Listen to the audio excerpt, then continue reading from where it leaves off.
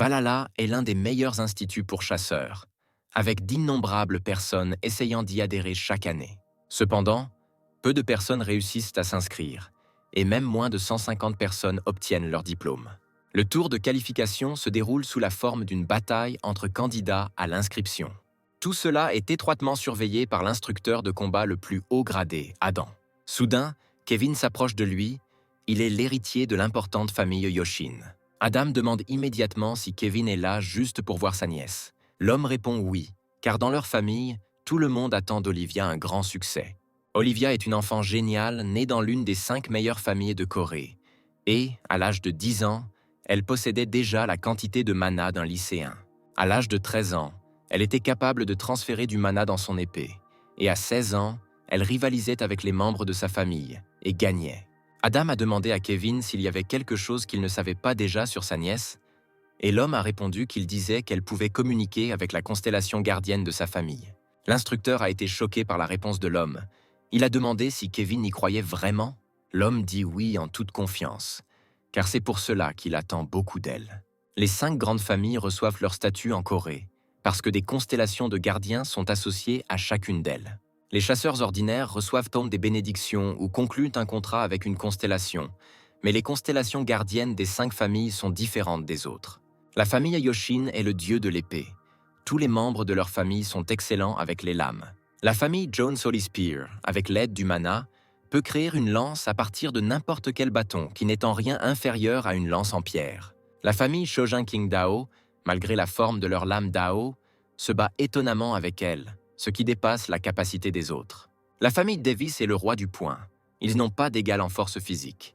La famille Dojun, dieu de l'arc, peut frapper n'importe quel objet en mouvement avec une flèche, même le plus petit, à n'importe quelle distance. Adam dit que si Olivia peut réellement communiquer avec la constellation des gardiens, alors elle est définitivement un génie. Alors que le combat d'Olivia n'a pas encore commencé, Kevin demande à l'instructeur de surveiller également sa nièce. Adam dit que dans ce cas, il devra descendre et traverser toute la foule de spectateurs et de journalistes. Kevin s'y oppose et dit à Adam de simplement montrer ce qui se passe à l'écran. L'homme a accédé à la demande, car il souhaitait lui-même l'examiner. La fille aînée de la famille Yoshin, Olivia, 17 ans, apparaît à l'écran. Son adversaire s'est avéré être un gars nommé Adrian. Il n'est membre d'aucune des 5 familles principales, et on ne sait presque rien de lui. Adam, voyant le gars, dit qu'il est assez calme, ce à quoi Kevin suggère qu'il a probablement déjà abandonné, puisqu'il sait qui est Olivia. Pendant ce temps, Olivia attendait déjà avec impatience le début du combat. Adrian, au contraire, s'est ennuyé, c'est pourquoi il s'est même mis à bâiller.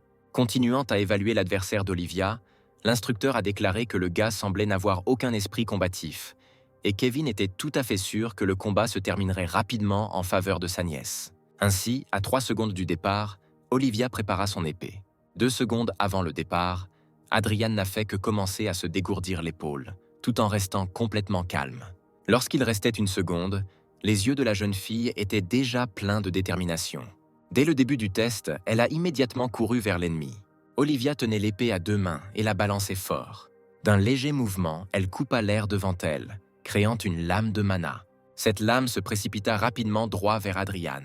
Au dernier moment, alors que la lame faillit le toucher, il tenta d'esquiver, gardant un sourire moqueur sur le visage. Tout le monde était surpris, car absolument personne ne s'attendait à une telle issue des événements.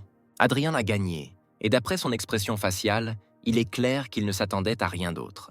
Il se demandait pourquoi tout le monde autour de lui était si faible, et s'il était vrai que c'était l'avenir dans 300 ans.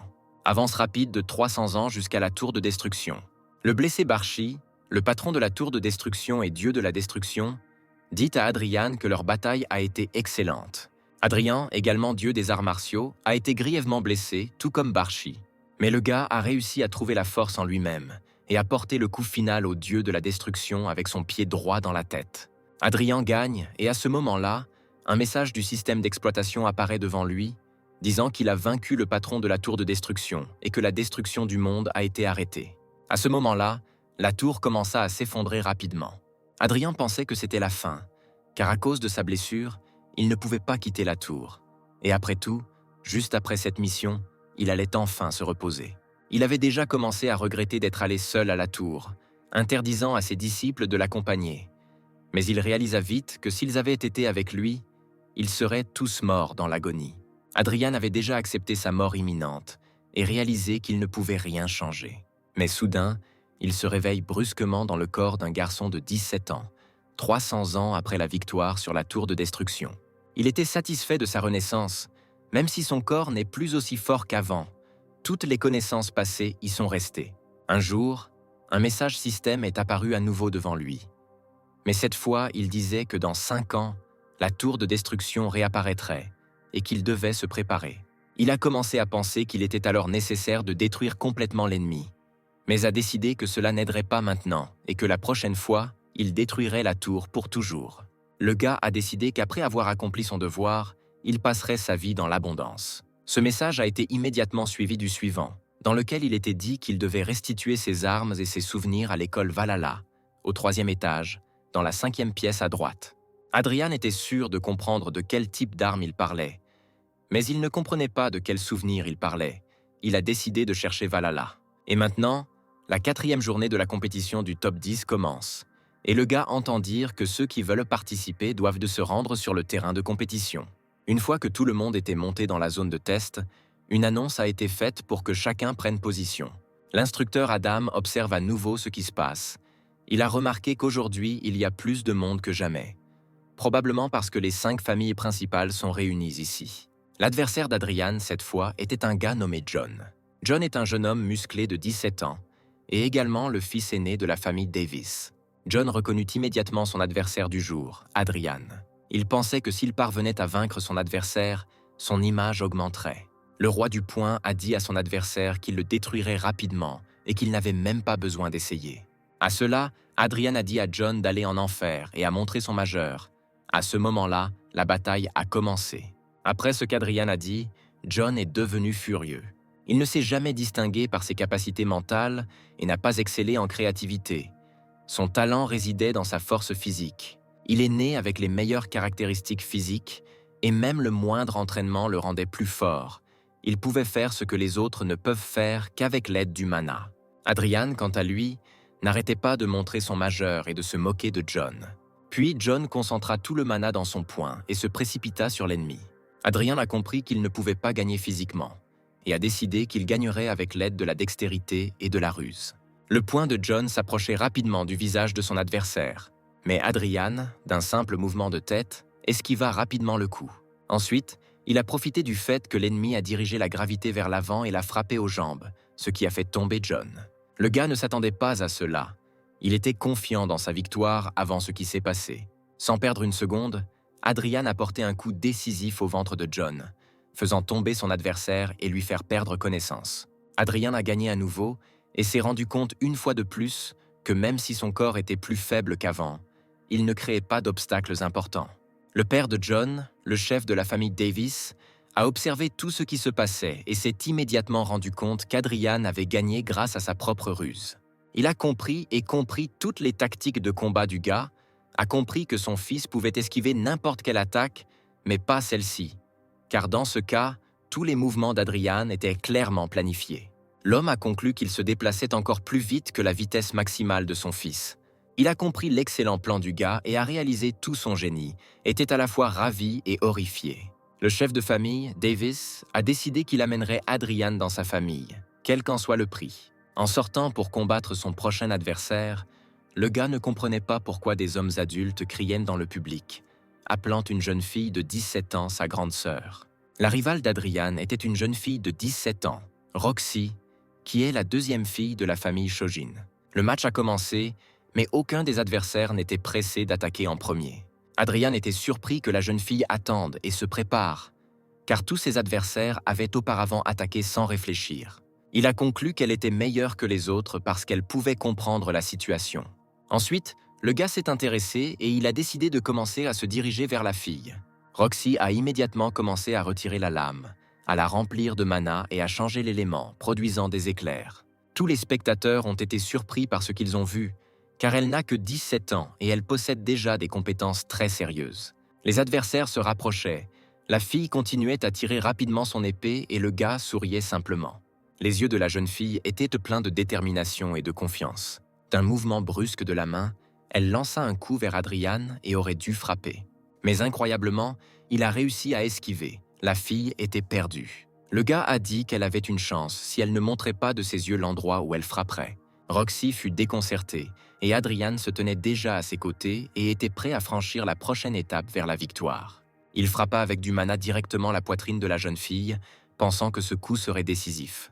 Mais Roxy n'a été que repoussée par l'onde de choc. Elle est restée debout et n'a pas perdu l'équilibre.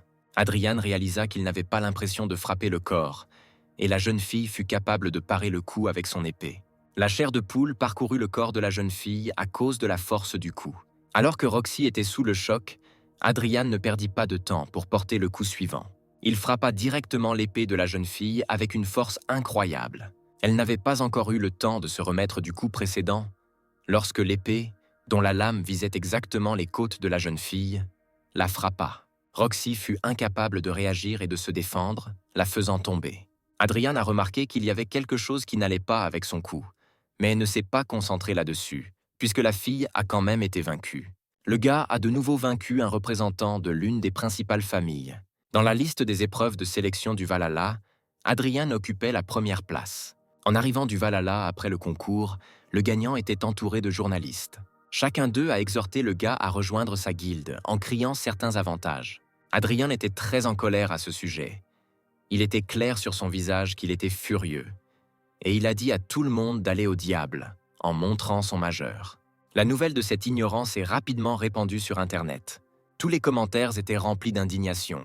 Tout le monde parlait de ses mauvaises manières, mais le gars s'en fichait. Et puis vint le premier jour de sa formation au Valhalla. Le gars n'était pas du tout intéressé à entendre parler de l'histoire centenaire de l'école, et il était perdu dans ses pensées. Il remarqua que les autres étudiants le reconnaissaient et se montraient attentifs à sa personne. Adrian avait déjà commencé à se demander s'il n'était pas allé trop loin hier, mais il s'est vite rendu compte qu'il ne se souciait pas de l'opinion des autres. Le gars s'est soudainement souvenu d'un message système récent qui était apparu devant lui récemment. Je me suis rappelé qu'il n'était là que pour récupérer ses armes et ses souvenirs. Immédiatement après la conférence d'introduction, il a rapidement quitté l'école en pensant à la façon de se rendre rapidement à la 5e salle à droite au 3e étage de l'école. Il se dirigea vers sa prochaine leçon, qui devait avoir lieu dans la salle de simulation de combat virtuel. Un jeune enseignant de 24 ans nommé Chris attendait déjà le groupe dans le bureau. L'enseignant était perplexe que 3 représentants des principales familles soient immédiatement affectés à une classe. Oui, Roxy, John et Olivia seront dans la même classe. Mais lorsque le professeur a remarqué un autre gars dans le groupe, il a été choqué. Adrian a également été affecté à sa classe. Le professeur s'est immédiatement rendu compte que l'année serait très difficile. Mais il ne put rester longtemps dans ses pensées.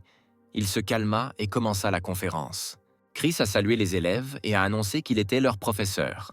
Sans attendre longtemps, il décida de commencer immédiatement la leçon en appuyant brusquement sur un bouton. L'espace autour des étudiants a commencé à changer rapidement, et tous les étudiants avaient très peur parce qu'ils ne comprenaient pas ce qui se passait. Et ainsi, ils se retrouvèrent quelque part dans la forêt parmi les arbres. Même Adrian fut plongé dans la stupeur. Il commença immédiatement à regarder autour de lui, étudiant les environs. Soudain, les étudiants commencèrent à être entourés de monstres en colère.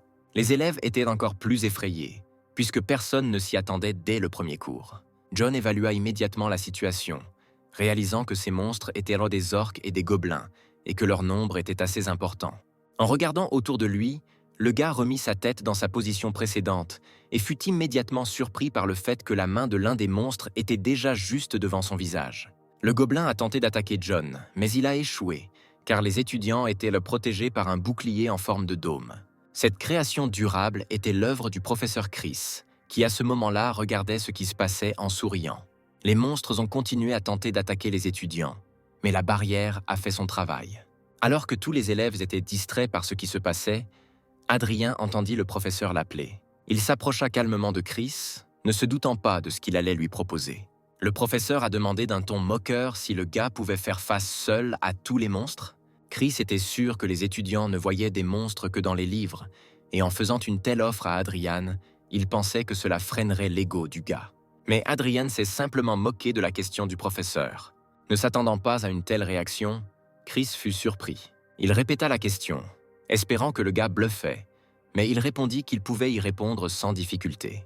Le professeur, encore sous le choc, a crié à Adrian d'essayer, tant il était courageux. L'étudiant savait que de telles tâches ne sont généralement pas confiées lors de la première leçon et a exigé une récompense s'il parvenait à détruire tous les monstres. L'enseignant ne s'attendait pas à une telle audace, mais ne s'y est pas opposé et a promis de répondre à toute demande dans le cadre de son autorité. Adrian a accepté une telle récompense. Chris a averti l'élève que même si les monstres ne sont qu'un système, ils attaquent comme de vrais, ce à quoi Adrian a simplement demandé au professeur de lui donner son épée. Le professeur, avec méfiance mais sans objection, a donné son arme au gars. Adrian en fut flatté, il jeta un bon coup d'œil à la lame et se prépara au combat. Et puis la barrière devant lui disparut, et il se dirigea vers les orques. L'étudiant a brusquement détourné son attention des monstres vers le gars, qui a décidé qu'il pouvait gagner seul. Et puis la rage a éclaté dans les yeux d'Adrian, et il a porté le premier coup, coupant plusieurs monstres à la fois. À chaque coup, il détruisait de plus en plus de monstres. Les orques ont tenté d'attaquer Adrian par derrière, mais ils ont échoué. Le gars a esquivé toutes les attaques à chaque fois et a porté son propre coup. Il pensait que 300 ans s'étaient déjà écoulés depuis la dernière fois qu'il avait tenu une épée dans ses mains. À cette époque, à cause des monstres, le monde ne pouvait pas fonctionner pleinement et des moyens improvisés étaient utilisés comme armes. Perdu dans ses pensées, il ne remarqua pas à quel point un gobelin en colère essayait déjà de l'attaquer par derrière. Mais comme à son habitude, le type a esquivé son attaque. Il avait réalisé depuis longtemps que les monstres se déplaçaient ici selon un schéma simple. Tous ces monstres ne sont que des faux bien faits. Le professeur et ses élèves regardèrent attentivement Adrian détruire facilement tous les orques et gobelins. Chris était incroyablement surpris par ce qui se passait, car l'épée qu'il avait donnée à Adrian était tout à fait ordinaire. La façon dont le gars coupe tous les monstres était vraiment incroyable, car il n'y avait pas une goutte de magie dans l'épée. Olivia regardait tout avec un visage très mécontent. Pour John, tout ce qui se passait semblait fou. Et seule Roxy le regardait avec une totale admiration. Et ainsi, Adrian a vaincu tous les monstres. Il a immédiatement dit que son désir était de descendre dans la salle des constellations. Avec un sourire narquois sur le visage, il a demandé à Chris si leur accord était toujours valable.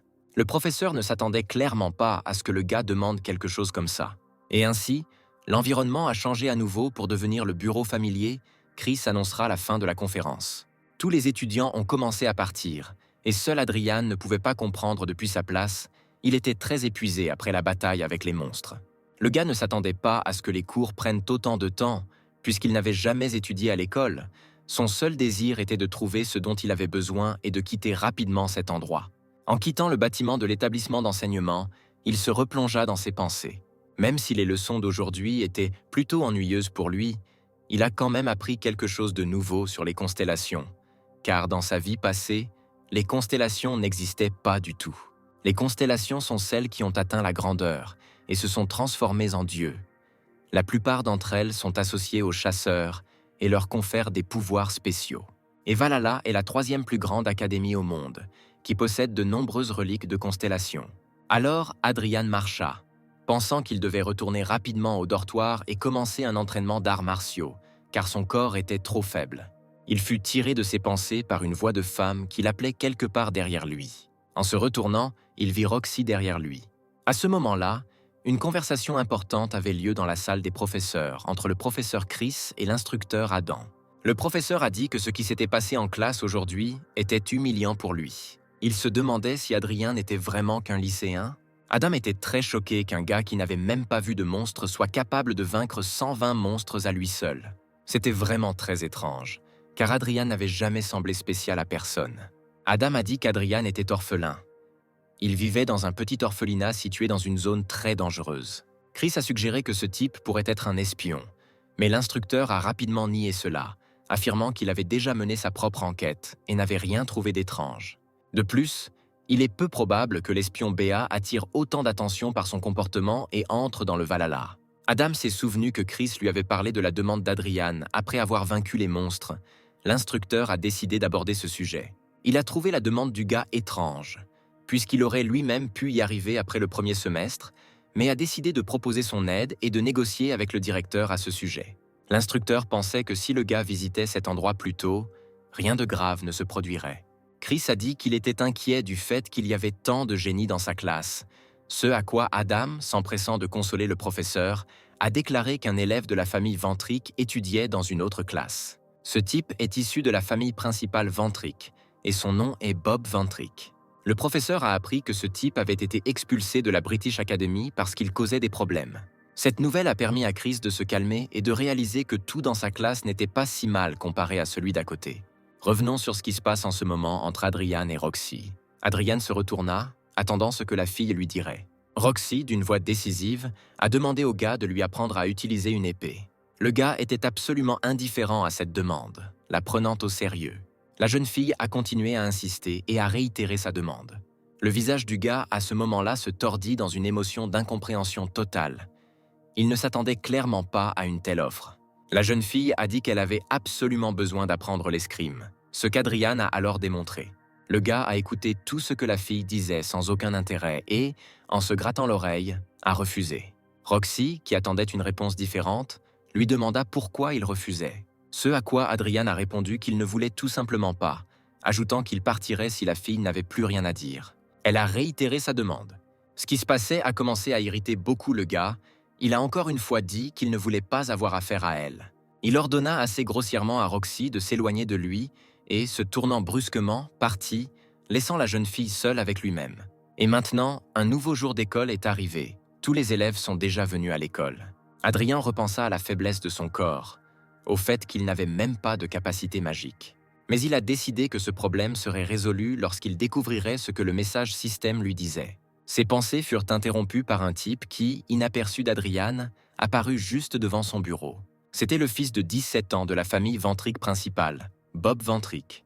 Et à côté de lui se tenait sa compagne de 17 ans, Alice. Bob, avec un sourire sur le visage, a appelé Adrian par son nom. Ce à quoi le gars lui a demandé qui il était. Le représentant de la famille Ventrick a alors pensé que le gars était très peu instruit s'il ne connaissait pas sa famille. Bob s'est présenté et, avec une grimace de colère sur le visage, a demandé si Adrian voulait devenir fort. Si vous approfondissez un peu la structure des familles principales, vous remarquerez qu'il est beaucoup plus difficile pour les représentants des branches subsidiaires d'obtenir un statut par rapport à la branche principale. Cependant, la famille Ventrick possède un masque avec un bec, et c'est ce qui la distingue des autres familles. Habituellement, dans une famille, il y a un gardien de classe S ou de constellation supérieure qui protège cette famille. Ils choisissent un membre de la famille et lui donnent le pouvoir. Mais dans la famille Ventrick, les choses fonctionnent différemment. Les tuteurs peuvent décider de signer un contrat avec un membre de la famille qui n'est pas une constellation. En raison de cette distinction, la famille Ventrick a une énorme influence dans toute l'Europe. Cela implique également que votre lignée n'a aucune importance, puisqu'une branche secondaire peut avoir le même pouvoir que la branche principale. Bob Ventrick est devenu trop arrogant. Sentant le pouvoir, à cause de cela, il a commencé à faire de mauvaises choses et il a été expulsé de la British Academy. Mais il n'a pas pris le problème au sérieux, car grâce à son pedigree, il obtient toujours ce qu'il veut. Après avoir pensé qu'il avait toujours tout, il regarda Alice avec un sourire méchant. Bob savait que sa famille pourrait toujours le remettre sur la bonne voie, mais il savait qu'il devait d'abord mettre Adrian à ses côtés. Et ainsi, Ventrick, debout juste devant le bureau où était assis Adrian, lui a dit qu'il conduirait le gars vers la constellation de sa famille s'il était à ses côtés. Adrian, avec un visage absolument insatisfait, a demandé si Bob était un idiot par hasard. Cette réponse frappa très durement la fierté de Ventrick. Il fut abasourdi. La jeune fille qui l'accompagnait était très gênée. Ayant repris ses esprits, Bob a demandé à Adrian ce qu'il lui avait dit. Le gars a dit qu'il était loin d'être stupide, et il a immédiatement compris, grâce à la manière de communiquer de Bob, qu'il voulait juste l'utiliser. Ventrick était furieux après avoir entendu cela. Il a traité Adrian d'homme sale et sans éducation. Dans un accès de rage, il ne remarqua pas comment l'instructeur Adam était déjà entré dans le bureau. Le gars n'a été distrait qu'après que le professeur lui a demandé de retourner à sa place. Bob a crié que l'instructeur ne devait pas utiliser son nom complet, et Adam a répondu qu'il y avait des règles différentes au Valhalla et à la British Academy.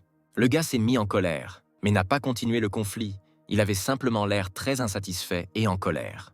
Il se dirigea rapidement vers la porte, suivi d'Alice. En quittant le bureau, il a dit à Adrian qu'ils auraient besoin de reparler, ce à quoi Adrian n'a pas répondu. Désormais, tous les cours sont terminés et les étudiants quittent à nouveau les murs de l'établissement d'enseignement. Cette fois, Adrian pensait au fait qu'il n'avait rien appris de nouveau aujourd'hui. Mais encore une fois, il fut distrait de ses propres pensées par Roxy. La jeune fille a répété la même phrase qu'hier, demandant au gars de lui apprendre l'escrime. Le type la regarda avec un visage très mécontent. À cette époque, un Bob en colère se trouvait dans la salle d'élite du dortoir Valhalla. Il s'est retourné et a même cassé une lampe très chère avec son propre poing. Ventric réfléchit à l'impudence d'Adrian, à la façon dont la classe la plus basse avait osé l'humilier ainsi. En conséquence, il a ordonné à Alice d'appeler un autre représentant de la famille Ventric nommé Larry et de lui dire qu'il avait quelque chose à faire. La jeune fille, sans répondre à l'ordre de Bob, baissa simplement les yeux vers le sol. Le gaz était déjà très en colère à ce moment-là, et le silence de la fille a été la goutte d'eau qui a fait déborder le vase. Il s'est approché et lui a attrapé les cheveux de toutes ses forces. Sans retirer sa main de la tête d'Alice, il exigea qu'elle lui donne immédiatement une réponse. D'un ton très furieux, il lui demanda si elle se considérait toujours comme la fille aînée de la famille du palais. Il a continué à exercer une pression morale sur elle, lui demandant si elle voulait qu'il la chasse de la famille. Ce à quoi la jeune fille, extrêmement effrayée, a répondu par la négative. Bob a projeté la jeune fille sans défense avec une force incroyable, de sorte que tout son corps est tombé directement au sol. Ventric, ne ressentant aucune once de compassion pour la jeune fille, répéta simplement son ordre, ajoutant qu'il voulait se débarrasser d'une personne. Il a également déclaré qu'il souhaitait rencontrer le fils de la famille Rice, étudiant en 2e année à Valhalla, et a exigé d'organiser une rencontre avec lui. Cette fois, la jeune fille épuisée a répondu docilement.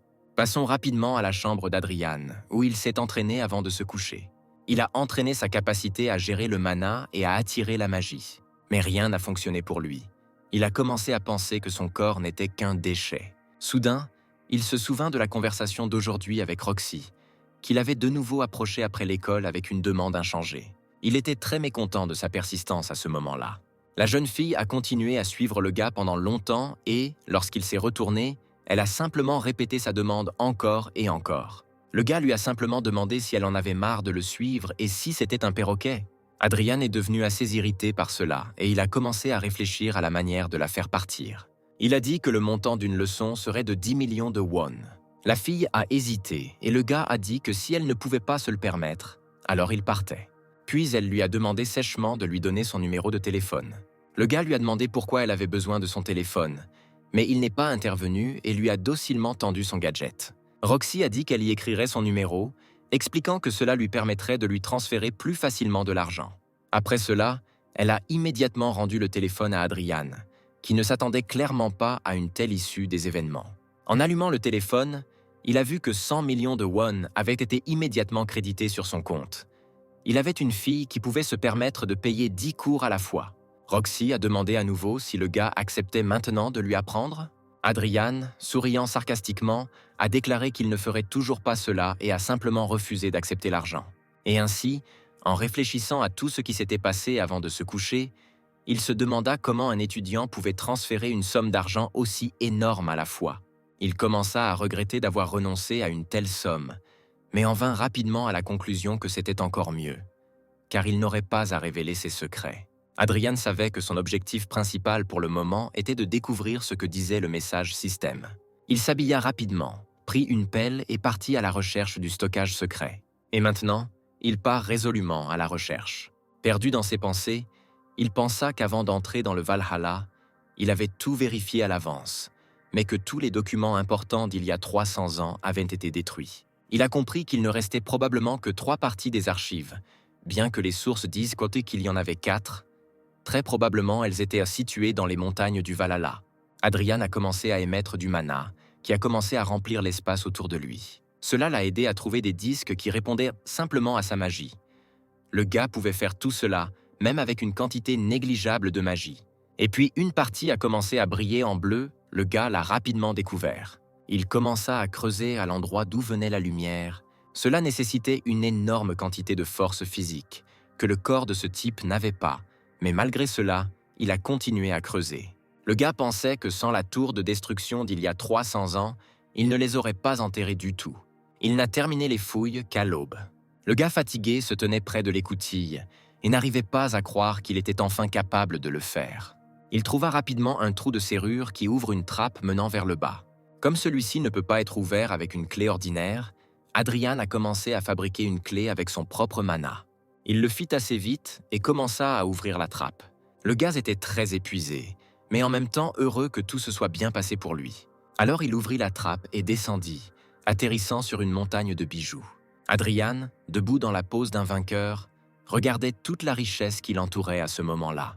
Maintenant, il n'a plus eu à se soucier de l'argent pendant longtemps, mais il est venu ici non seulement pour la richesse, mais il cherchait des pierres de stockage. Le gars les a rapidement découvertes et a commencé à y verser une petite quantité de mana pour les activer. En retour, ils lui ont donné une quantité encore plus grande de magie. Maintenant, quand il devait rentrer, il réfléchissait à la manière de récupérer tout cet argent et cet or. C'est un nouveau jour d'école à l'école Valhalla. Comme Adrian travaillait physiquement toute la nuit au lieu de dormir, il n'avait pas le temps de se reposer et arrivait en classe dans un état lamentable. Soudain, Roxy s'est approchée de lui. Le gars a même eu un peu peur de la surprise. Roxy, en effet, répéta la même chose comme un perroquet, demandant à Adrian de lui apprendre l'art du maniement de l'épée. Le gars n'était plus en colère. Il a demandé calmement pourquoi la fille n'arrivait toujours pas à se calmer. Il a appris que sa famille, qui est l'une des principales, est la meilleure en matière d'escrime. Adrian a dit qu'elle obtiendrait plus d'informations de sa famille. À cela, Roxy répondit qu'elle voulait étudier avec lui et que personne d'autre ne lui conviendrait, puisqu'Adrian était le meilleur pour manier une épée et de tous ceux qu'elle avait vus. Le gars est devenu embarrassé et a demandé ce qu'il en était de son père, car il est le chef de Shojin. Le visage de la jeune fille changea immédiatement. Elle devint plus froide et son regard devint vitreux. À ce moment-là, leur conversation a été interrompue par le professeur Chris, qui a appelé Adrian pour qu'il se rende dans la salle des professeurs. Le gars lui a demandé pourquoi il devrait y aller. Le professeur a dit que cela était lié à ce dont ils avaient parlé la dernière fois. Adrian fut immédiatement inspiré, sourit et commença à se lever pour suivre rapidement Chris jusqu'à la salle des professeurs. Roxy se sentit mal à l'aise et, alors que le gars partait déjà, elle l'appela et lui demanda pardon. Elle baissa les yeux vers le sol, perdant tout espoir que le gars finirait par accepter de l'entraîner. Et soudain, Adrien se retourne et fixe une date pour les cours. Il a dit que ça aurait lieu demain à 6 h du matin sur le terrain d'entraînement. La fille a été interloquée et le gars a demandé si elle avait changé d'avis. Cette question a ramené la fille à ses sens et elle a commencé à agiter la tête d'un côté à l'autre en rythme, puis elle a dit qu'elle viendrait certainement. Adrien est déjà arrivé dans la salle des professeurs, attendant ce que le professeur lui dira. Chris a dit que le gars avait été approuvé pour l'admission dans la salle des constellations. Cette nouvelle a rendu l'étudiant très heureux. Mais ensuite, le professeur a dit que le gars aurait juste besoin de descendre au sous-sol. Adrian ne s'y attendait pas, a demandé à nouveau s'il avait tout entendu correctement. Chris a donné une réponse positive à cette question et a ajouté que le gars ne serait pas autorisé à descendre en dessous du premier étage. Adrian, n'écoutant pas ce que Chris essayait de dire ensuite, a demandé quand il pourrait y aller. À cela, le professeur a dit qu'il pourrait venir ce soir s'il en avait l'occasion. Adrian a dit qu'il viendrait. Le professeur était gêné que le gars n'ait pas discuté de l'interdiction du deuxième étage. Il ne pensait pas qu'Adrian accepterait si facilement. Après cela, Chris a dit que la conversation était terminée et que le gars pouvait partir. Et puis la nuit est venue, Chris et Adrian sont arrivés à l'endroit désigné. Le gars a immédiatement commencé à regarder autour de lui, étudiant les environs. Il a remarqué qu'il y avait au moins 2 gardes à chaque porte. De plus, tous les murs extérieurs étaient très bien protégés par tout type de magie. Adrian a demandé s'il pouvait poser une question supplémentaire à l'enseignant Chris, mais que l'enseignant avait donné une réponse positive. Ensuite, il a demandé à quel point il était difficile de descendre au 2e étage et fallait-il faire quelque chose de criminel pour cela. Le professeur a dit que ce n'était pas difficile et qu'il n'y avait pas besoin de commettre un crime, mais si le gars faisait cela, il serait expulsé. De plus, Adrian deviendra fou avant même de pouvoir quitter l'école. Il a expliqué cela en disant que le 2e étage contient la magie terrifiante des constellations. Et si vous le touchez, cela déchire la conscience et la personne devient folle. Le gars a souri, a dit que tout était clair pour lui et a commencé à se diriger vers l'entrée. Chris ne pouvait qu'espérer qu'Adrian soit assez intelligent pour ne pas descendre au 2e étage. Le professeur n'a eu que le temps de crier qu'Adrian avait 30 minutes pour tout faire. Le gars a répondu qu'il reviendrait bientôt et est entré dans le bâtiment. En entrant, il a immédiatement ouvert un message dans le système pour se rafraîchir la mémoire et tout retrouver rapidement. Il ne se souciait pas de savoir s'il était expulsé ou non, puisqu'il n'était venu au Valhalla que pour cela. Alors, il commença à descendre jusqu'au 3e étage. Il marcha, surpris qu'il y ait beaucoup de marches dans cet immeuble. Et ainsi, il s'est retrouvé dans une salle étrange et a supposé que c'était une prison. Il était sûr qu'il y avait une salle des constellations au rez-de-chaussée, mais tout indiquait qu'il s'agissait bien d'une prison. Pendant que le gars réfléchissait, un message système apparut à nouveau devant lui, indiquant qu'Adrian avait rempli les conditions et qu'il serait transféré dans la pièce. L'espace autour d'Adrian, qui ne comprenait rien, commença à changer rapidement. Lorsqu'il bougeait, ce qu'il voyait le choquait. Devant lui se tenait le dieu de la destruction, Barshi, avec qui Adrian s'est battu il y a 300 ans dans la tour de la destruction. Le gars n'a pas pu surmonter son choc et a simplement demandé si c'était vraiment Barshi. Le dieu de la destruction a répondu positivement et a dit avec moquerie qu'il devait y avoir cette réunion après 300 ans. Sans laisser Barshi en finir, Adrian avait déjà porté le premier coup directement dans la mâchoire de son adversaire. Sous l'influence des émotions, il lança un coup assez fort, qui fit tomber le dieu de la destruction. Il a crié que c'était incroyable de revoir Barshi, tandis que son visage exprimait une véritable colère. Barshi a essayé de l'arrêter et a demandé au gars d'arrêter, mais cela n'a pas aidé. Le poing d'Adrian s'envola à nouveau dans la mâchoire du dieu de la destruction. L'homme battu n'a pas perdu espoir d'arrêter les coups et a de nouveau tenté de demander au gars de ne pas faire cela. Adrian, n'écoutant pas ce que Barshi lui disait, a continué à le frapper et à crier, lui disant de mourir. Et puis le gars s'est finalement arrêté. Se déchaînant sur Barshi, il a dit qu'il n'utilisait généralement pas ses poings pour régler les choses. Le dieu de la destruction pensait à ce moment-là qu'il n'y aurait plus de coups dans sa direction. Mais il avait tort. Adrian a levé la jambe et a donné un coup de pied à Barshi, qui gisait sur le sol, de toutes ses forces. Il l'a fait pour se venger de ce qui s'est passé il y a 300 ans. Le gars était sur le point de porter le prochain coup, mais il a été distrait par la question posée par Barshi. Il a demandé pourquoi le gars n'était pas intéressé par l'endroit qui les entourait. Puis Adrian s'est vraiment intéressé à cela. Il a commencé à regarder autour de lui et s'est rendu compte qu'il n'y avait rien autour, seulement du vide. Pendant ce temps, Barshi venait de se lever et commençait à secouer la poussière, tout en disant au planeur qu'il était dans le monde de l'imagination, ou plutôt dans l'espace de la relique. Adrian fut surpris, car il s'avéra que ce qui se tenait devant lui n'était que l'incarnation de Barshi dans le monde de l'imagination, et que son véritable corps avait été détruit il y a 300 ans. Il a demandé au dieu de la destruction s'il avait bien compris qu'il était resté à l'intérieur de la relique pendant tout ce temps, ce à quoi Barshi a répondu positivement. Cela signifiait que Barshi était désormais lui-même devenu une constellation. Le visage d'Adrien se transforma à nouveau en une grimace furieuse, et il frappa à nouveau le visage de son adversaire. Et maintenant, le temps réservé aux gars au premier étage, attribué par le professeur Chris, était expiré. Le professeur attendait déjà le gaz à l'entrée. Alors Adrian est finalement sorti, les gardes l'ont contrôlé et il s'est dirigé vers le professeur. Chris a immédiatement demandé si le gars faisait quelque chose d'étrange. Le gars a répondu que bien sûr il n'avait rien fait. Parce qu'il avait peur de devenir fou, le professeur, après ces mots, lui a dit de rentrer chez lui. Ensuite, Adrian s'est simplement retourné et a suivi vers la maison, comme le lui avait dit le professeur. Il marchait, rejouant dans sa tête la conversation avec Barshi, se souvenant de tous les détails. Ensuite, il a demandé à Barshi s'il était ou non le créateur de ce message contextuel dans le système, et de quoi s'agissait-il. Le dieu de la destruction a simplement dit qu'il n'en avait aucune idée. Pour cela, Adrian attrapa Barshi par le col de son costume et le souleva, brandissant son poing en même temps. Barshi, effrayé, a déclaré qu'il disait la vraie vérité, et en général, il est resté enfermé ici pendant 300 ans après cette bataille. Ensuite, le gars l'a déposé au sol et lui a demandé qui envoie alors les messages. Adrian a écouté attentivement, tandis que Barshi a déclaré que lui aussi avait reçu un message concernant Adrian ressuscité. Il a déclaré que grâce à cela, une personne suspecte avait fait surface, ce qui aurait pu faire de lui le propriétaire de la tour de destruction. Mais Barshi ne savait pas qui était cette personne, puisque les souvenirs n'étaient pas encore complètement revenus. Il a demandé à Adrian ce qu'il y avait dans son avis, et le gars a tout dit sans hésitation. Mais il ne comprenait pas exactement de quel genre de souvenirs il parlait. Il lui semblait qu'il se souvenait déjà de tout ce qui s'était passé dans la tour il y a 300 ans, dans les moindres détails. Barshi a suggéré que le gars le pense parce que les souvenirs ne sont pas encore revenus, mais cela arrivera bientôt puisqu'il a déjà trouvé l'arme. Adrian, ne comprenant pas de quoi il parlait, a demandé de quelle arme Barshi parlait. Le dieu de la destruction répondit que c'était le lieu, le monde intérieur des 4 épées du village, devenu des reliques sacrées.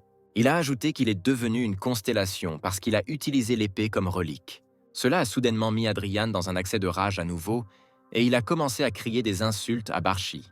En se souvenant de tout cela sur le chemin du retour, Adrian ne comprenait toujours pas comment son épée de village était devenue une relique avec une constellation à l'intérieur.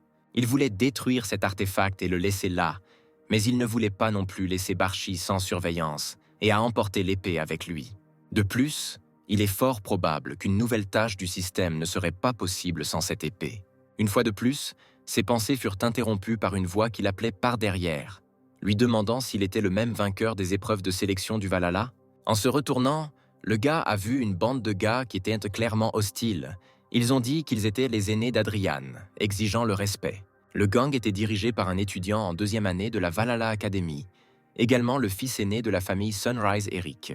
Adrian, gardant cela absolu, a demandé « Les tyrans comme eux pourraient-ils aussi avoir des juniors ?» Les membres du gang n'aimaient vraiment pas le fait que le gars n'avait pas du tout peur et, au contraire, faisait preuve d'impudence. Et donc un gars du gang, complètement confiant en ses capacités et ne voyant pas de menace chez Adrian, s'est porté volontaire pour être le premier à battre le gars.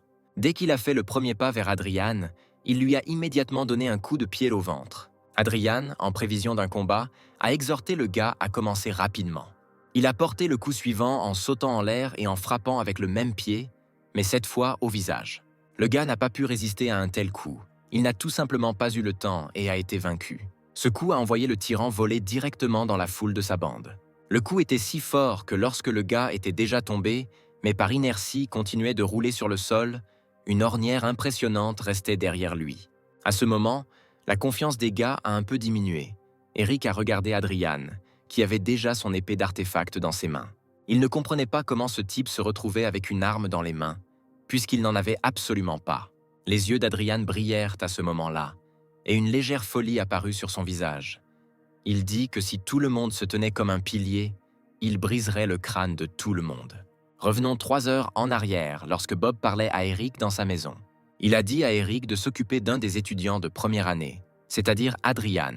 Bien entendu, il a promis une récompense sous forme d'aide à la famille d'Eric. Bob a déclaré que même l'utilisation d'armes était autorisée, expliquant qu'avec l'aide de ses relations, il pouvait tout faire taire. Eric, sans réfléchir longtemps et sans aucune idée de qui était Adrian, accepta. En partant, il pensait qu'il s'occuperait facilement d'Adrian, puisqu'il n'était qu'un étudiant de première année et que les différences entre la première et la 2e année étaient assez importantes. Les étudiants de Valhalla au 2e semestre de leur première année se rendent dans la salle des constellations et concluent un contrat avec la constellation. Après quoi, les étudiants deviennent étudiants de 2e année.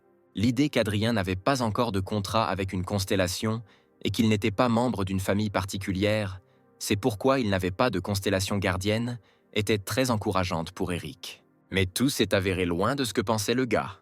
Adrian a continué à donner des coups de poing à ce type dur à cuire aux cheveux courts. Un autre membre du gang a décidé qu'il serait le 2e à attaquer Adrien, et maintenant le roux se préparait déjà, versant son propre mana dans son couteau. Mais avant même d'avoir eu le temps de faire un pas vers Adrian, il avait déjà été frappé au visage avec le côté contondant de l'épée. Bully s'est envolé dans les airs, s'envolant sur le côté. Et maintenant, la 3e personne tente de blesser Adrian en attaquant par derrière. Il semblait que ce casse-cou avait réussi. Contrairement à d'autres, il a frappé. Mais il s'est avéré qu'Adrian a facilement esquivé et le coup a été simplement porté au sol. Riant de ce qui s'était passé, Adrian brandissait déjà son épée pour frapper ce type au visage. Adrian a frappé le casse-cou directement au front avec une force énorme. Ce coup a forcé le gars à s'élever dans les airs et à s'envoler sur une distance considérable. Puis Eric se tendit sérieusement, ne comprenant pas pourquoi les étudiants de 2e année perdaient face à un étudiant de première année. Et il ne comprit pas non plus quel genre d'étrange technique d'épée Adrian utilisait. À ce moment, Adrian attendait déjà le prochain attaquant, agitant son épée, mais tous les membres du gang ont perdu leur esprit combatif. Puis Adrian a pointé son épée vers le gang et leur a rappelé qu'il briserait la tête de ceux qui se tenaient comme un pilier. Eric, réalisant que les membres de son gang doutaient fortement de leur capacité, a crié qu'il n'y avait rien à craindre, car il s'agissait d'un étudiant de première année ordinaire. Cela a un peu amusé Adrian. Il a dit que le chef de gang avait même un peu de courage. Eric n'aimait pas ça et, levant son arme, dit à l'étudiant de première année de se taire. À ce moment, Adrian avait déjà mis son épée au fourreau sur le ventre d'Eric. Cela s'est produit à une vitesse fulgurante. Le gars a mis sa paume sur la crosse de son arme, a dit d'un ton moqueur à l'ennemi de ne pas rester immobile et a appuyé brusquement sur l'épée en utilisant du mana. Une forte vague de mana frappa le corps d'Eric et lui, tout comme ses amis auparavant, s'envola sur le côté. Il pensait qu'il ne comprenait pas comment Adrian avait réussi à l'approcher si rapidement à une si courte distance. Tombé sous le coup, Eric a instantanément perdu connaissance. Il s'est réveillé avec Adrian qui l'a frappé sur la joue, le traitant de gamin malheureux. Adrian a immédiatement commencé à demander qui ils étaient et pourquoi ils se sont rassemblés et ont décidé de le combattre. Eric, traitant Adrian de malentendant, répéta agressivement qu'ils étaient ses étudiants de deuxième année les plus âgés. Adrian a demandé si un groupe d'étudiants de deuxième année armés d'armes à feu attaquant un étudiant de première année était la norme dans leur gang. Adrian a également demandé qui les avait envoyés, mais Eric a hésité et a répondu qu'il voulait juste frotter le nez du meilleur étudiant de première année aux qualifications de Valhalla. Adrian a dit d'un ton moqueur qu'il était sur le point de pleurer, notant que cela semblait absurde et ressemblait à un hommage aux gangsters. Après cela, il a pris le sac, a commencé à partir et a dit à Eric de tout nettoyer. Eric, commençant à soulever le corps de la terre, a déclaré qu'Adrian ne pourrait plus aller à l'école normalement, puisqu'il serait expulsé dès qu'ils apprendraient cet incident.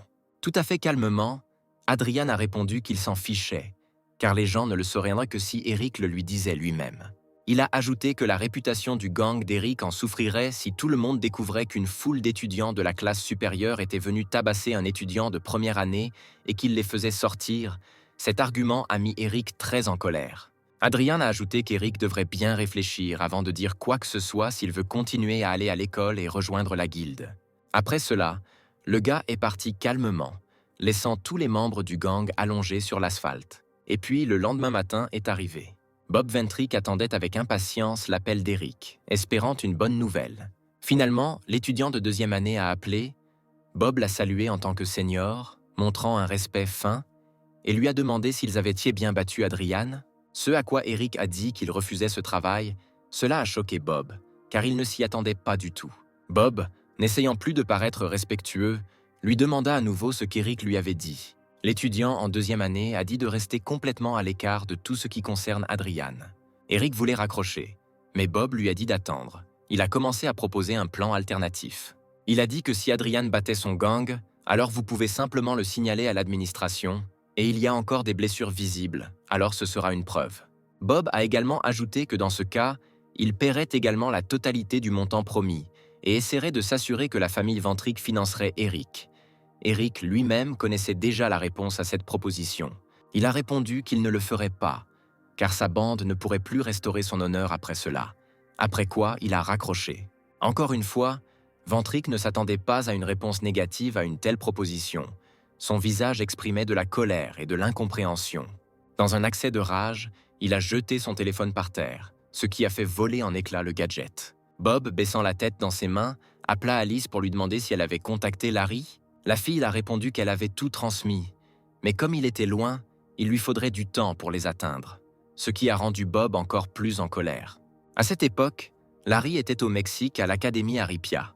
Lui, bleu face à un groupe d'étudiants qu'il avait vaincu après un autre combat, apprit que Bob voulait que Larry s'envole pour la Corée. Il apprit que Bob avait besoin de lui pour traiter avec un homme nommé Adrian, et qu'il recevrait pour cela une récompense déjà préparée.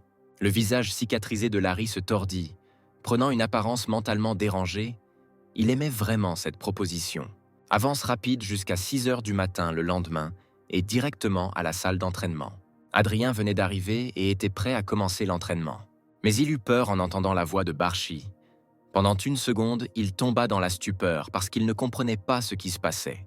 Barchi a dit qu'il était dans une épée scellée et qu'il ne comprenait pas pourquoi Adrian était si surpris. Adrian a déclaré qu'il avait peur que Barchi ait réussi à sortir, car il aurait alors dû le battre à nouveau et le remettre à l'intérieur. Le gaz a commencé à s'étirer avant l'entraînement et a en même temps demandé à Barchi si tout allait bien avec l'épée. Il craignait que l'épée soit un artefact conservé au Valhalla, et ils quittèrent la salle de la constellation en l'emportant avec eux. Barchi a dit qu'il n'y avait pas lieu de s'inquiéter, car il avait laissé une ligne là-bas. Mais Adrian a dit que c'était exactement ce dont il avait peur.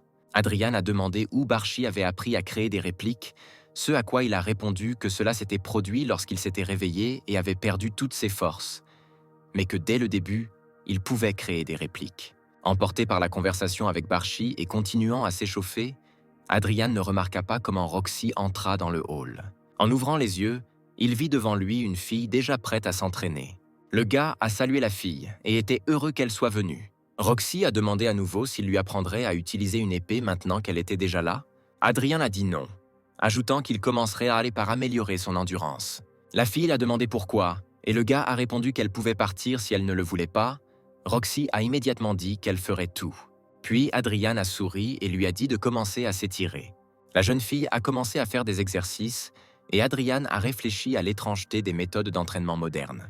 Il pensait que c'était une erreur que tout le monde accorde une grande attention au mana, mais ne fasse pas attention à l'endurance. Même Roxy, qui a une énorme quantité de mana, a une endurance extrêmement faible. Pendant qu'Adrien réfléchissait, Roxy avait déjà fini de s'étirer. Ensuite, ils ont commencé une séance d'entraînement à part entière, en commençant par des pompes, difficiles pour la fille. Ensuite, il y a eu des squats. Roxy en a fait des réguliers et Adrien a fait des squats avec des haltères, car sa force physique était déjà à un niveau complètement différent. Vient ensuite un exercice pour les muscles des bras à l'aide d'haltères. Après tout cela, la jeune fille s'est allongée sur le sol, essayant de reprendre son souffle et pensant que c'était la fin de l'entraînement. Mais Adrien avait d'autres projets. Il disait qu'il ne faisait que commencer. La fille, pensant que c'était une blague, a demandé ce que le gars avait dit. Adrien a dit qu'il devait encore courir 20 km. La fille n'en croyait pas ses oreilles, mais a accepté, même si elle n'avait pratiquement plus de force. C'était maintenant l'heure d'aller à l'école. Avant le cours, Adrien pensait que même si cette fois l'entraînement était plus difficile, Roxy y parvenait quand même, ce qui signifie que ses points forts méritaient d'être développés. À ce moment, la jeune fille était assise immobile à son bureau. Elle était complètement épuisée en tout début de journée. Et ainsi, la conférence commença. Une instructrice de haut niveau et professeure sur le thème des monstres spatiaux, Lily, entra dans la classe et ordonna immédiatement à tout le monde de se taire. Elle a dit qu'aujourd'hui, ils auraient un simple test écrit, contre lequel elle a mis en garde. Tous les étudiants l'ont écouté attentivement. Tout le monde a commencé à le faire. Adrien a terminé le plus vite. Lilia a déclaré que le temps était écoulé et que les tests devaient être réussis, en commençant par les bureaux arrière.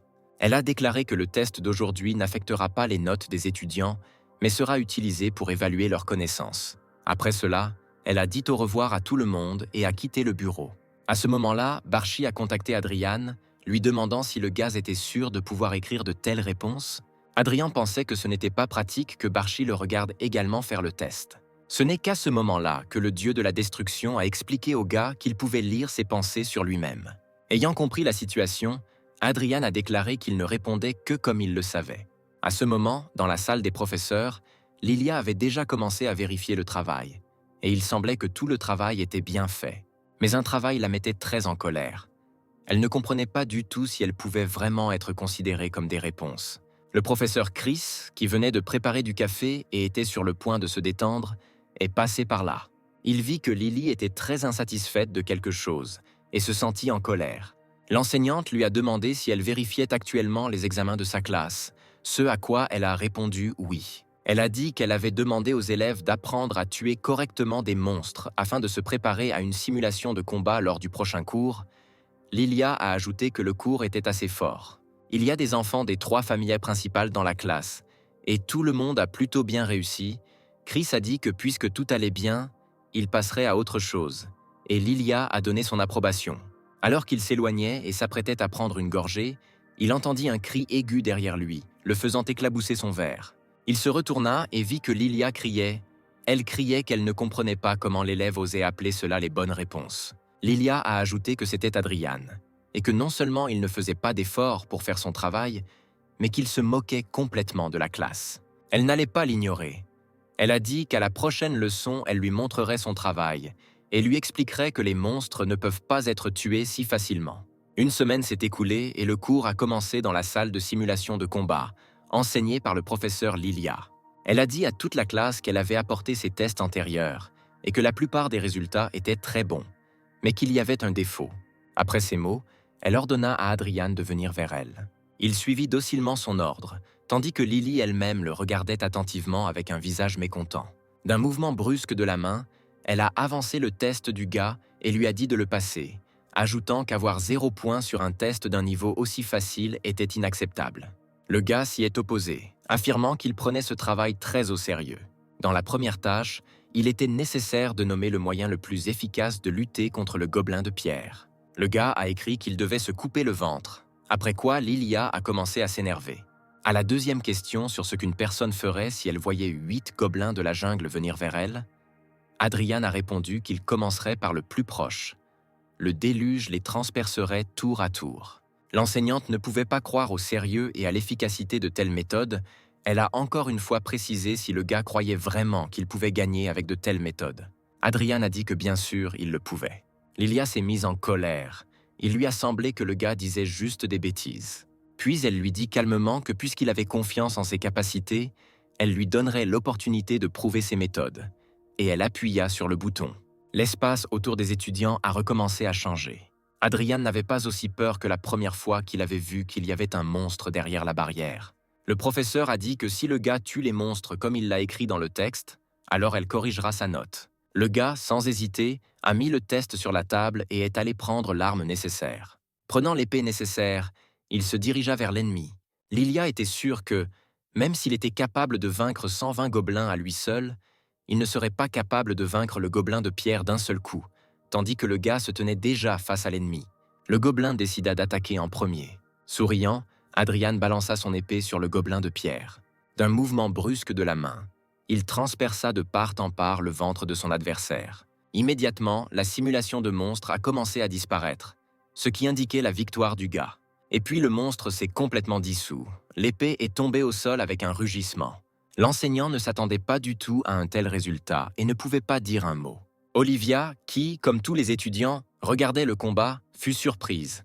Elle ne comprit pas comment il avait tué le gobelin de pierre avec une épée ordinaire. John ne comprenait pas non plus ce qui venait de se passer. Seule Roxy, à ce moment-là, admirait une fois de plus la force d'Adrian. Ayant trouvé la force, Lilia a finalement demandé comment il pouvait faire cela. Le gars, ne comprenant pas pourquoi une question aussi stupide avait été posée, a simplement répondu qu'il venait de le frapper au ventre avec une épée. Lilia a compris que pour vaincre un tel monstre avec une épée, il faut avoir au moins un contrat de classe A. Et dans une situation normale, il serait logique d'affronter ce monstre avec une arme contondante. Le gars a demandé d'un ton moqueur si sa réponse était finalement correcte. L'enseignant a dit que cela dépendrait de la deuxième tâche et a rapidement appuyé sur le bouton suivant. L'environnement a encore changé de forme. Adrien se retrouva juste en face de l'entrée du tunnel, sur les murs duquel étaient allumées des torches. Lily, lorsque le gars détourna la tête de l'entrée, lui dit d'être plus prudent et de regarder en arrière. 3 gobelins de la jungle commencèrent à émerger du tunnel. La différence entre ces gobelins et les gobelins ordinaires était qu'ils ont des problèmes d'agressivité. Et si quelque chose est mal fait, le gobelin utilisera la compétence rugissement pour que le reste des gobelins de la zone accourent pour l'aider. Elle pensait que normalement, le magicien essaierait de tuer tout le monde en même temps ou s'enfuirait. Jusqu'à présent, il n'y avait que 3 gobelins devant le gars, mais il ne savait pas qu'il y en avait 5 autres qui attaqueraient immédiatement si le gars faisait une erreur. Alors Adrian, jetant l'épée d'une main dans l'autre, se dirigea vers les ennemis. Furieuse, elle attaqua les monstres, mettant de la force dans le coup.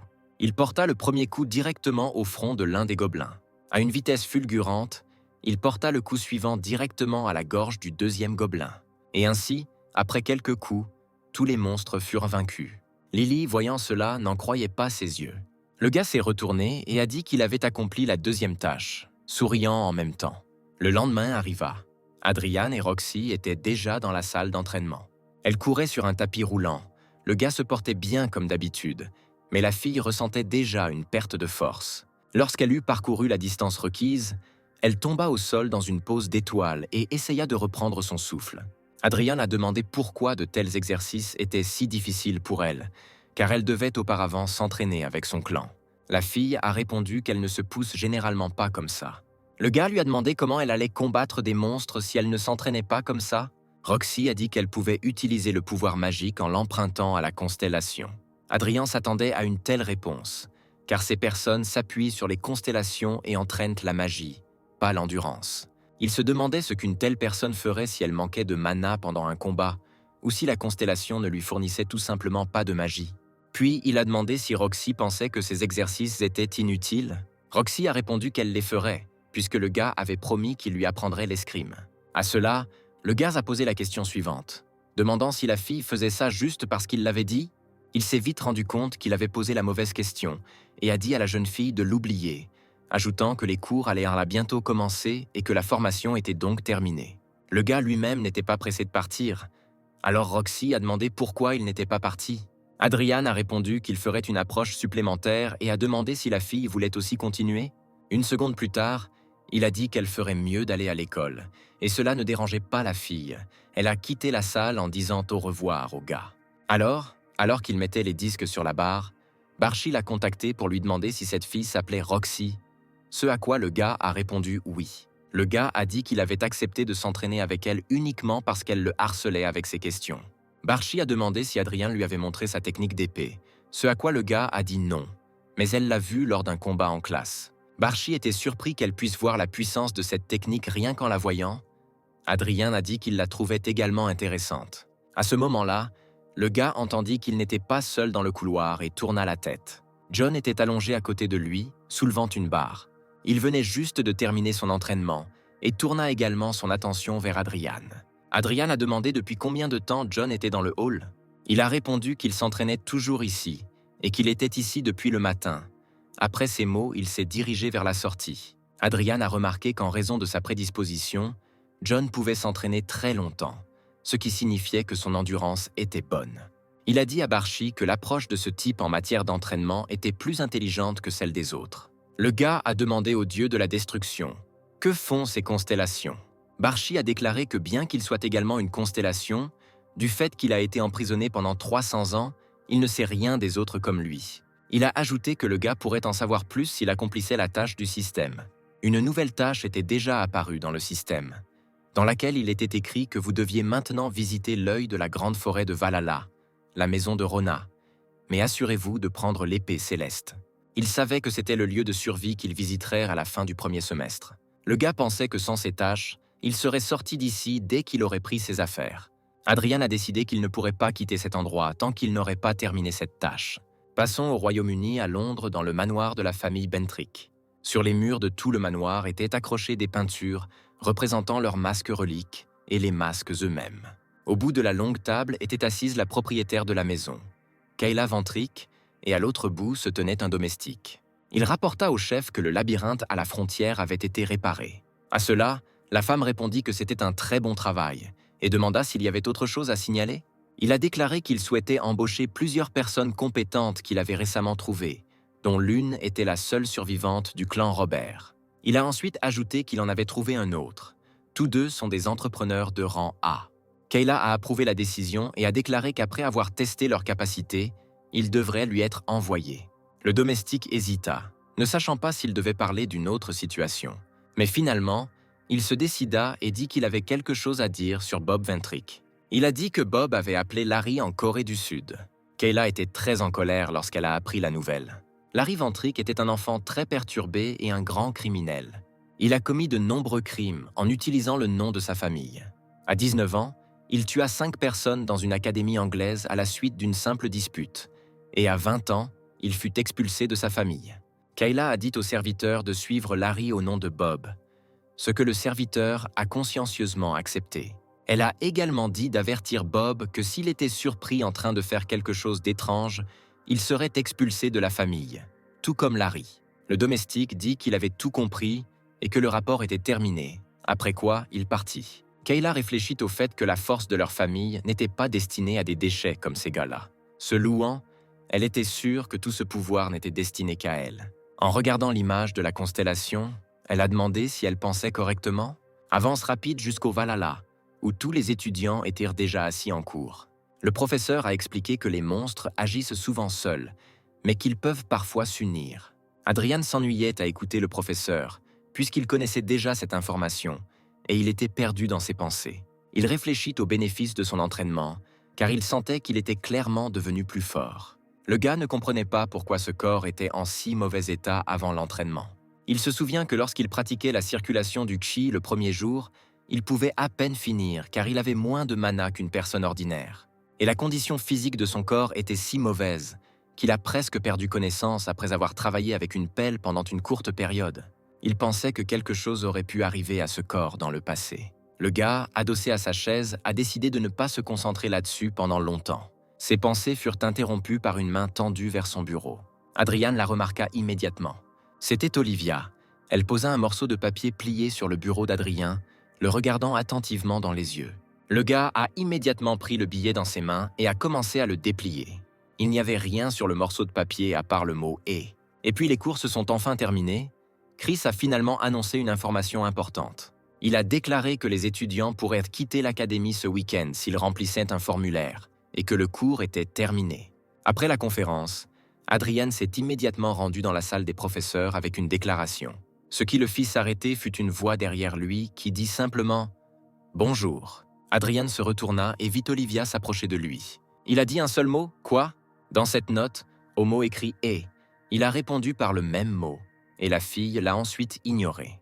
Il a demandé à la jeune fille de parler rapidement, car il était occupé et pressé de déposer sa candidature. Olivia hésita et n'arrivait pas à rassembler les mots. Elle marmonna juste quelque chose dans sa barbe. Le gars lui a dit grossièrement d'être plus rapide, et l'a traitée de folle. Olivia n'a pas pu le supporter et s'est mise en colère contre Adrian, lui demandant pourquoi il l'appelait ainsi. Adrian a dit que c'était parce qu'il n'était pas normal d'énerver quelqu'un comme elle l'a fait. Il lui demanda de nouveau ce qu'elle attendait de lui, mais la jeune fille hésita encore. Elle se souvenait que lorsqu'elle le regardait se battre, il avait tué un gobelin de pierre d'un seul coup d'épée, bien qu'une telle méthode ne soit pas dans les livres. Olivia voulait lui demander comment il avait pu le tuer. Juste au moment où elle commençait à parler, le professeur Lilia apparut soudainement entre eux et posa brusquement la même question qu'Olivia voulait poser. Adrian fut surpris de la rapidité avec laquelle elle apparut ici. Il a dit que c'était très inattendu, puisqu'il pensait en fait qu'elle le détestait. Mais Lilia a nié cela, affirmant qu'elle ne se souciait pas de ce qui s'était passé ensuite. Elle a dit qu'elle pensait qu'il n'y avait qu'une seule façon pour un monstre de tuer. Mais Adrian lui a montré le contraire. Elle a demandé si le gars voulait devenir son assistant. Adrian a dit qu'il avait refusé et s'est dirigé vers la salle du professeur. Lilia a continué à le supplier et l'a suivi. Ils sont partis, laissant Olivia seule. La fille a décidé qu'elle n'en avait pas vraiment besoin et ne les a pas suivis. Et puis le lendemain est arrivé, Adrian s'est rendu à l'endroit qu'il avait prévu de visiter. Cet endroit était une blessure. La veille au soir, il cherchait des informations sur ce lieu. Il devait trouver un forum commercial où il pourrait vendre les bijoux qu'il avait trouvés dans le coffre-fort. Au moment où il a trouvé ce dont il avait besoin, Roxy lui a écrit qu'elle ne pourrait pas venir à l'entraînement demain. Adrian a écrit qu'il serait également occupé demain. Roxy a commencé à envoyer un grand nombre d'autocollants. Le gars ne savait pas comment l'arrêter. Mais il s'est résigné et a simplement continué à étudier les informations, où il était dit qu'il devait suivre le lien et obtenir une réservation et un emplacement. Et maintenant, il se rend déjà à cet endroit précis. Il cherchait un vieux café. Lorsqu'il l'a trouvé, il a remarqué que le café était vraiment très vieux, que même la lettre sur l'enseigne était pratiquement tombée. Il est entré, tout était cassé, les meubles étaient éparpillés, il y avait des toiles d'araignée tout autour. Adrian, lisant l'emplacement indiqué dans le message, se dirigea vers le coin droit. Là, il aperçut une porte et s'y dirigea. Alors il sortit, quittant ce café abandonné. Il savait que c'était sa première fois ici, mais il ressentait une sensation étrange, comme s'il était déjà venu ici. Surtout le ciel violet et la lune nuageuse lui semblaient les plus familiers, semblables à ceux qu'il avait vus il y a 300 ans. En marchant plus loin, il entendit une voix derrière lui demandant si c'était sa première fois ici. C'était un homme de grande taille, vêtu d'un costume en cuir. Adrien s'est rendu compte qu'il s'agissait du travailleur mentionné dans la lettre. L'homme a demandé si c'était la première fois qu'il venait ici et s'il savait comment fonctionnait le marché. Montrant l'argent, il répondit qu'il avait une idée. Il a ensuite remis la liasse d'argent à l'homme, qu'il a dûment prise. Il a dépensé une grosse somme pour cela et il ne lui restait que 30 000 wons. L'homme a dit qu'Adrian pouvait lui poser des questions s'il le voulait, ce à quoi le gars a dit qu'il voulait demander une chose à l'employé. Il a demandé où il devait aller pour vendre les bijoux. L'employé a demandé si le gars cherchait une vente aux enchères et Adrian a répondu qu'il voulait simplement le vendre rapidement. L'homme a déclaré que dans ce cas, il devait se rendre au 3e trimestre, car il y avait de nombreux marchands là-bas qui lui achèteraient de tout, des armes aux bijoux et bien plus encore. Adrian a demandé lequel des marchands était le plus fiable. L'employé a recommandé un marchand nommé Maurice, car il est célèbre pour ses meilleurs prix et se spécialise dans les bijoux. Adrien a demandé où se trouvait exactement le 3e bloc, et l'homme, pointant du doigt, lui a dit d'aller tout droit et de ne pas s'écarter à la bifurcation. Le gars l'a remercié et était sur le point de partir, Mais l'homme a ajouté encore une chose. Il a remis au gars un masque noir avec des oreilles et lui a dit qu'il lui recommandait fortement de se promener dans le marché en le portant. Compte tenu du type de produits vendus sur le marché, presque tout le monde préfère porter des masques. Le gars a encore remercié l'homme et s'est retourné pour partir. L'ouvrier s'est incliné après le gars et lui a souhaité de passer un bon moment. Ici, le gars est arrivé au 3e quart de la blessure. Tout le monde autour portait vraiment les mêmes masques. Il remarqua un marchand qui examinait un diamant à l'aide d'un appareil spécial. Le gars s'est approché de lui et lui a dit que le commerçant devait être Maurice, ce à quoi il lui a donné une réponse positive. Adrian a dit qu'il avait plusieurs articles qu'il aimerait vendre maintenant.